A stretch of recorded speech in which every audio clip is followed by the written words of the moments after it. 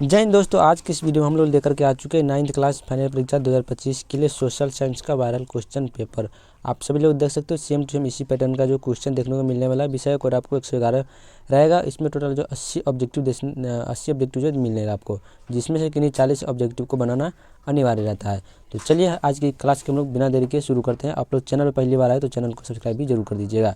चलिए, आपको same to same इसी पैटर्न का क्वेश्चन जो है देखने को मिलने वाला है। चलिए, पहला नंबर क्वेश्चन देखिए यहाँ पर क्या करा है। उत्तमाशा अंतरिप केप ऑफ गुड होप की खोज किसने किया? तो बार्थोलोम्यू डियाज जो है एक का राइट आंसर क्या हो जाएगा? D number. चलिए, दूसरा नंबर क्वेश्चन के हम लोग बढ़ते हैं। 2 नंबर में देखिए क्या करें यहाँ पर। फ्रांस की राज्य क्रांति के समय वहाँ का राजा कौन था? फ्रांस की राज्य क्रांति के समय फ्रांस का राजा था लुई 16वां। ऑप्शन नंबर सी जो है करेक्ट आंसर हो जाएगा दूसरा नंबर प्रश्न का। नेक्स्ट प्रश्न की ओर बढ़ते हैं 3 नंबर। देखिए 3 में क्या करें। 1917 में देश में प्रथम विश्व युद्ध से अलग हो गया था।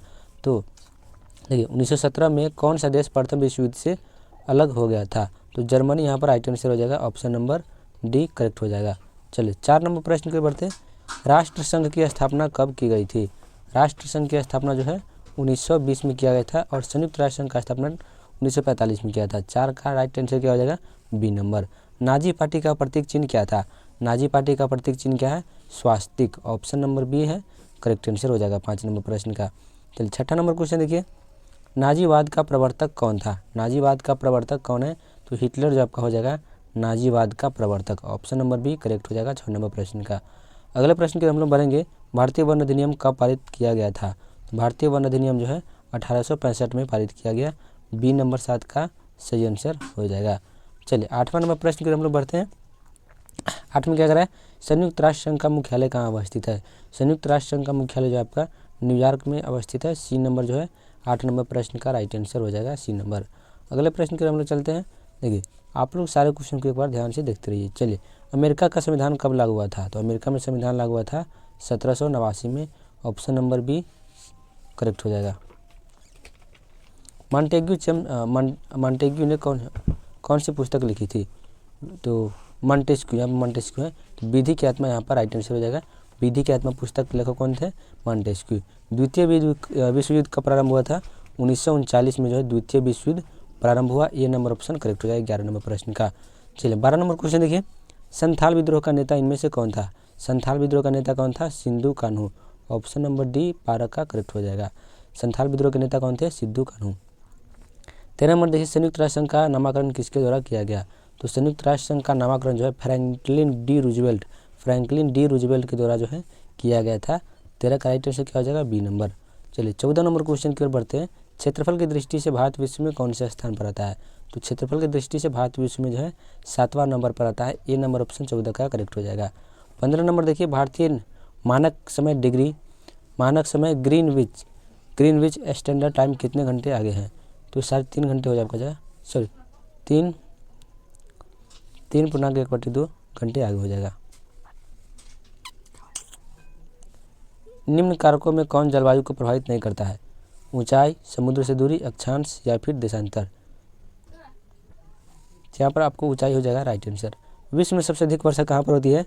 तो सबसे अधिक वर्षा होती है मानसीरा में। ऑप्शन नंबर सी 17 का राइट आंसर हो जाएगा। 18 नंबर क्वेश्चन देखिए। भारत एवं पाकिस्तान के बीच की सीमा रेखा को क्या कहते हैं?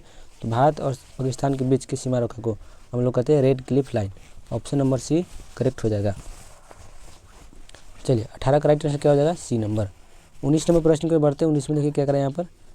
किस देशांतर भारत की मानक मान्योत्तर रेखा माना गया है? तो 82 डिग्री 30 पूर्वी देशांतर। सही इसका आंसर हो जाएगा। ब्रह्मपुत्र नदी को बांग्लादेश में किस नाम से जानते हैं? तो ब्रह्मपुत्र नदी को बांग्लादेश में जो यमुना नदी के नाम से जाना जाता है। बी नंबर सही हो जाएगा। चलिए 21 नंबर क्वेश्चन की ओर बढ़ते हैं। गंडक नदी नेपाल में किस नाम से जानी जाती है? तो गंडक नदी नेपाल में नारायणी नदी के नाम से जानी जाती है। बी नंबर सही हो जाएगा। चलिए 22 नंबर क्वेश्चन देखिए। कांवड़ झील कहाँ स्थित है? कांवड़ झील जो है बेगूसराय जिला में स्थित है। डी नंबर 22 का सही हो जाएगा। अगले प्रश्न की हम लोग बढ़ते हैं। 23 नंबर में देखिए क्या करें। 23 नंबर प्रश्न में भारत में वन्य जीव संरक्षण अधिनियम कब लागू किया गया था?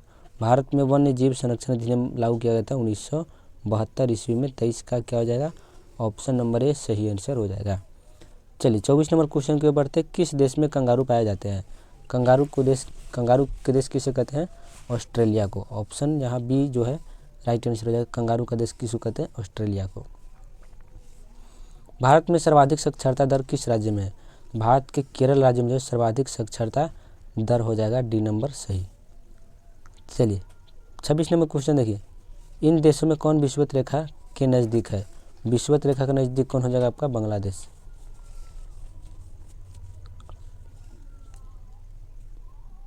27 नंबर क्वेश्चन देखिए, बांग्लादेश स्वतंत्र कब हुआ था? 18 अक्टूबर 1971 को। 28 नंबर, सिंधु जल समझौता कब हुआ था? तो 1955 में जो है सिंधु जल संधि हुआ था। 29 नंबर देखिए, कोसी नदी का उद्गम स्थान कहाँ है? तो गंगोत्री जो आपका कोसी नदी का उद्गम स्थल हो जाएगा। 30 नंबर प्रश्न देखिए, इनमें से कौन सी नदी सांगपो नाम से भी जानी जाती है? तो सांगपो नदी के नाम से कौन जानी जाती है? ब्रह्मपुत्र नदी को जानी जाती है। सार्वभौम वयस्क मताधिकार प्रदान करने वाला प्रथम देश कौन था? तो रूस इसका सही हो जाएगा। क्यावो एनक्रुमा किस देश के थे? तो एनक्रुमा जो आपका घाना देश के राष्ट्रपति थे। बी नंबर 32 का सही हो जाएगा। 33 नंबर देखिए, लोकतंत्र में शासन कौन करता है? तो लोकतंत्र में शासन करता है जनता। कौन करता है? जनता।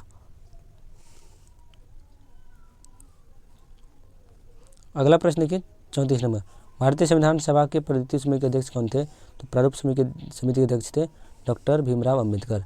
मताधिकार की आयु 21 से घटाकर 18 कब किया गया था? 1985 में किया गया।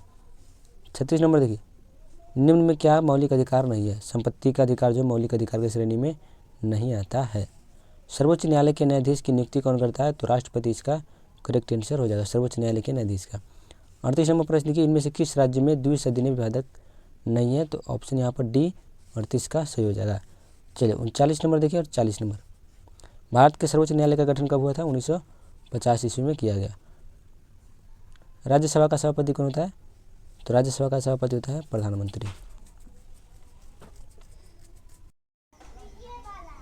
चलिए अगले प्रश्न के बढ़ते 41 नंबर देखिए, क्या करा है? इनमें से कौन से देश में मौजूद कानून का संशोधन कर सकता है? तो कानून का संशोधन कौन सा करता है? सर्वोच्च न्यायालय। Option number A correct answer हो जाएगा 41 नंबर प्रश्न का। चलिए 42 नंबर देखते हैं, शिक्षा के अधिकार को मौलिक अधिकार कब दर्जा दिया गया? तो इसका राइट आंसर क्या हो जाएगा? 2002 में। Option number B correct answer हो जाएगा। उत्पादन का सक्रिय साधन कौन है? तो उत्पादन का सक्रिय साधन कौन हो जाएगा? तो आपका राइट आंसर हो जाएगा पूंजी। Option number B correct answer हो जाएगा। चलिए 43 नंबर प्रश्न के बढ़ते हैं, हो गया। 44 नंबर क्वेश्चन देखिए, भूमि का पारिश्रमिक क्या कहलाता है? भूमि का पारिश्रमिक क्या कहलाता है? तो इसका राइट आंसर क्या हो जाएगा? भूमि का पारिश्रमिक मजदूरी कहलाता है। गरीबी के दुचक्र की धारणा किसने दिया है? तो Ragnar Nurkse. Option number C 45 का राइट आंसर हो जाएगा। देश की प्रमुख आर्थिक समस्या क्या है? तो इनमें से सभी हो जाएगा बेरोजगारी, गरीबी, पूंजी का अभाव। चलिए 46 नंबर क्वेश्चन देखिए, 46 हो गया। 47 नंबर, इनमें से क्या नकदी फसल है? नकदी फसल इनमें से कौन है? गेहूँ, मक्का, चावल या फिर ईख? तो ईख इसका राइट आंसर हो जाएगा नकदी फसल। बिहार में जीवन निर्वाह का मुख्य साधन क्या है? तो इसका राइट आंसर हो जाएगा कृषि। Option number C correct answer हो जाएगा। चलिए, खदान का बफर स्टॉक किस संस्था द्वारा किया जाता है? तो बफर स्टॉक जो है FCI के द्वारा किया जाता है। Option number A correct answer हो जाएगा। न्यूनतम मजदूरी अधिनियम कब पारित हुआ? तो